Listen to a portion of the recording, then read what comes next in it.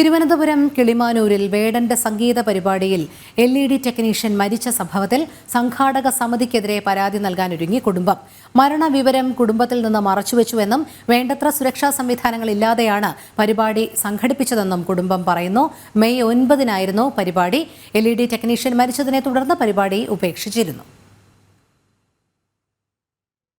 കിളിമാനൂരിൽ നടന്ന പരിപാടിയിൽ ഷോക്കേറ്റ് മരിച്ച ലിജു ഗോപിനാഥിന്റെ കുടുംബമാണ് സംഘാടക സമിതിക്കെതിരെ ഗുരുതര ആരോപണവുമായി രംഗത്തെത്തിയത്. വേണ്ടത്ര സുരക്ഷാ ക്രമീകരണങ്ങൾ പാലിക്കാതെയാണ് പരിപാടി സംഘടിപ്പിച്ചതെന്നാണ് ആരോപണം.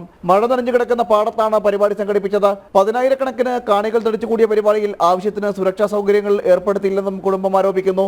ഇത്തരത്തിൽ ഒരു പരിപാടിക്ക് പോലീസ് അനുമതി നൽകുമ്പോൾ ഫയർഫോഴ്സ്, മെഡിക്കൽ സംഘം, ആംബുലൻസ് സേവനം തുടങ്ങി മതിയായ സേവനങ്ങൾ ഉറപ്പാക്കേണ്ടതായിരുന്നു.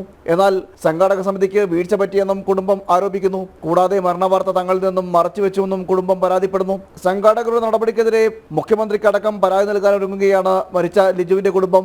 ഇക്കഴിഞ്ഞ 9-ാം തീയതിയായിരുന്നു തിരുവനന്തപുരം കിളിമാനൂരിൽ വേടന്റെ സംഗീത പരിപാടി. LED ഡിസ്പ്ലേ സജ്ജീകരിക്കുന്നതിനിടയിൽ ലിജു ഗോപിനാഥ് ഷോക്കേറ്റ് മരിക്കുകയായിരുന്നു. ജനം, തിരുവനന്തപുരം.